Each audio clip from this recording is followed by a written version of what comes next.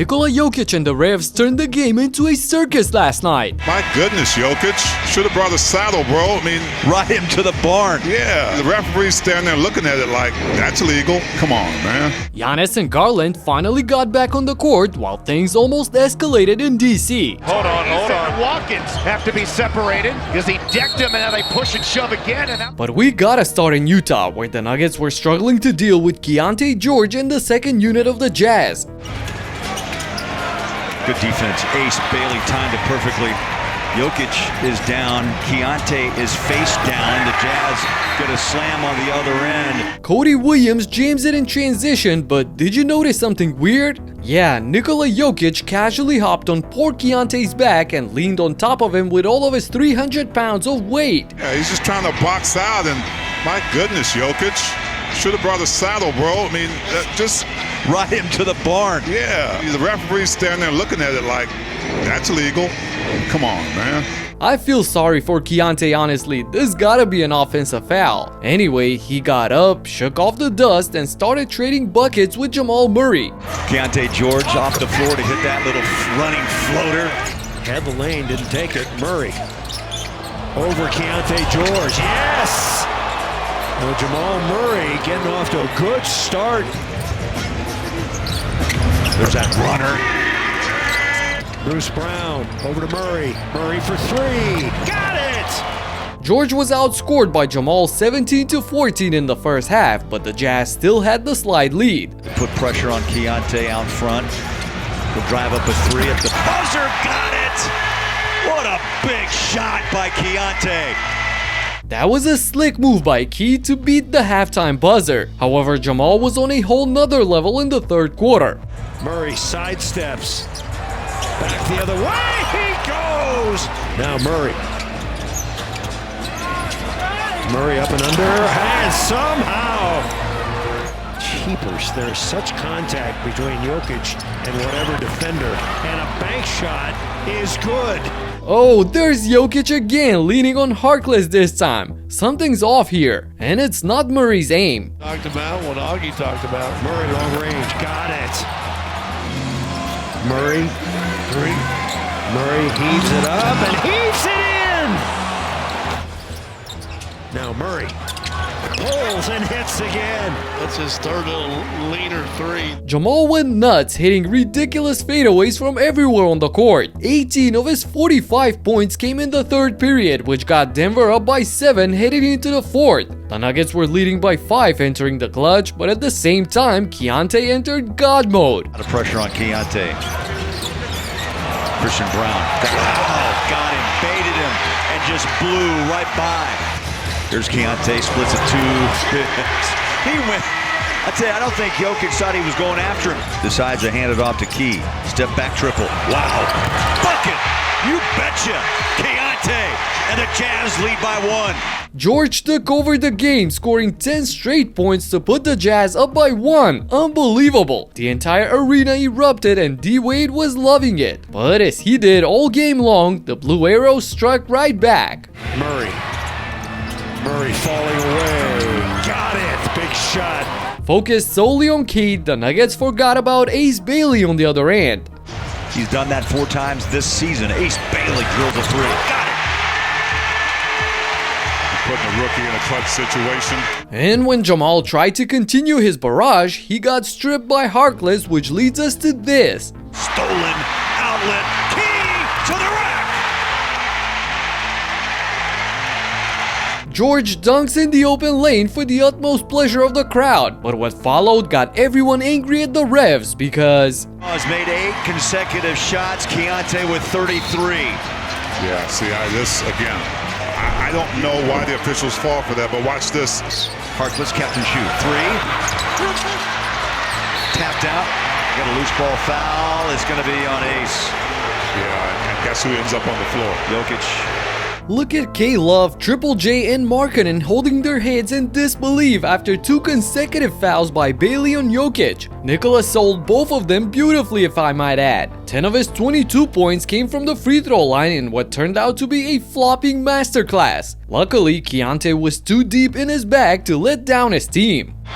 8 for 8 from the free throw line. Keyonte drives inside and scores. Oh, what a drive to finish, and he'll shoot one. George was unstoppable in the clutch, scoring 15 of his 36 points in a span of 3.5 minutes. But so was Murray as well. 3, late. Murray falling back. Got it. This was an elite guard battle between the first-time All-Star and the leading candidate for the Most Improved Player award. But it fell in the shadows of the most egregious refereeing I've seen in a while. Stays in front of Jamal, the double pump, the jumper. Are you kidding me? Wow. This ref blew the whistle on what was a clean high-five contact up there on the shot after he saw that Jamal missed it. Then check this out. Jamal Murray.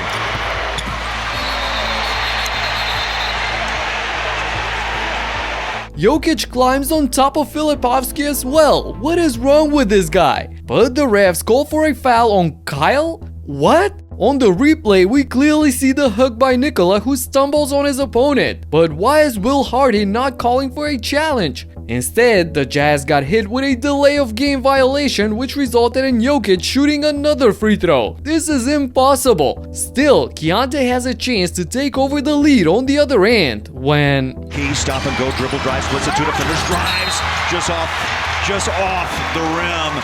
He takes a tumble out of bounds, and they will whistle a foul. Finally, a foul call for the Jazz, who shot just 3 free throws as opposed to Denver's 21 in the fourth quarter. But no, Coach Adelman asked for a challenge, hoping to prevent Jokic's 6th foul. After dozens of replays, we found the best angle, and no matter how you slice it, Nikola pushes George with his left hand enough to get him off balance and disrupt the layup. But to a great surprise to everyone in the building, we hear this. Jokic makes legal contact with his thumb with the ball. Any arm contact after the contact with the ball is deemed incidental. Denver challenge is successful, and they do get the timeout back. Told you anything can happen. Not guilty. Watch the left arm. Now, you got an arm on a guy and you're riding him like that to the hoop. Why is that not a foul when you're pushing him further under the basket? Are you kidding me? We've seen Jokic when he believes it's right, how he fights for challenges and calls, but now even he was surprised to stay in the game. So with time winding down, the Jazz send him to the line in order to stop the clock. Nikola stays calm and hits both free throws, putting his team up by 3 points. Still, Utah has 6 more seconds to try and make things right. They're trying to clear for a 3. Keyonte George lets it go. No good! Ball bounces out of bounds. No. Keyonte just misses the potential game-tying 3, and the Nuggets escape Utah with the controversial win at the end. Man, the league must have something against them, I don't know. And Tari Eason clearly had something against Jameer Watkins on the Wizards.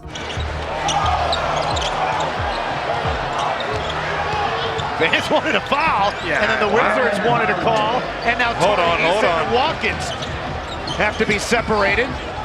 Because he decked him, and now they push and shove again, and now they're going to call a foul, and now we're going to have the 2 teams have to be separated by Rockets and Wizards security. The refs finally stopped the game after Eason pushed Watkins for the 2nd time and go to the replay center. There we see Trae Young stepping on the court to point out what happened to the ref, but gets thrown out immediately. He hasn't even made his debut yet, man. Come on. Eason got ejected, as he should be, but to him, it was a surprise. To get back to the actual game, the Rockets were up by 17 at that point, and KD just finished off the job. All 82 games. Jumper goes down to Thompson, back out high to Durant. Spinning, shooting, scoring. Houston's big 3 of him, Şengün, and Thompson combined for 84 points on 60% efficiency, which was simply too much for one of the worst teams in the league. In Milwaukee, Giannis Antetokounmpo made his long-awaited return against the Celtics, who played without Jaylen Brown and Neemias Queta. So you would assume that the Bucks had an easy job handling Boston's weakened roster at home, right? Well, not at all. Good action here, frees up Pritchard. He gets to the basket for his first deuce. He's going out there trying to earn minutes. Shireman wide open, cashes out. Where's the thumbs up? Sims slips the screen, gets the ball, shoots it. Missed it, got it back.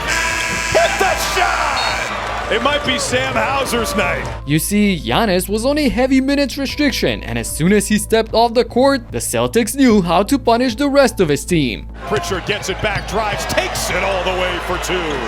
Vucevic out to Hauser. No dip three is pure. That's even tastier than some Wisconsin cheese. Man. A cutting Gonzalez. Euro step to the hole and one. With the Greek Freak on the bench, Boston built an 18-point lead in just 8 minutes of action. That speaks volumes about the difference in quality. Antetokounmpo's 19 points and 11 boards were far from enough to counteract the balanced attack by the Celtics to knock down 23s on 40% efficiency. With 22 games left in the season, the Bucks are 4 games away from the play-in zone, and they will have a tough task chasing the Hornets and the Hawks for a spot. The Clippers, on the other hand, got some well-needed help in their journey to the postseason. The role player for this team. Garland knocks it through. 4 points a game. I'm just like blown away by that. Garland sticks the three. Here we go. Thus far, but we're going to have to pick our game up a little defensively, and we're going to have to make shots. Darius Garland made his debut against the Warriors, scoring 12 points on 44% shooting in limited time on the court. But there was Kawhi Leonard to lead them to the victory.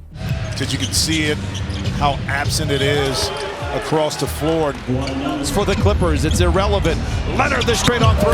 Balkin. Game massive opportunity. Still got to run through the tape. Kawhi down the lane and lays it in.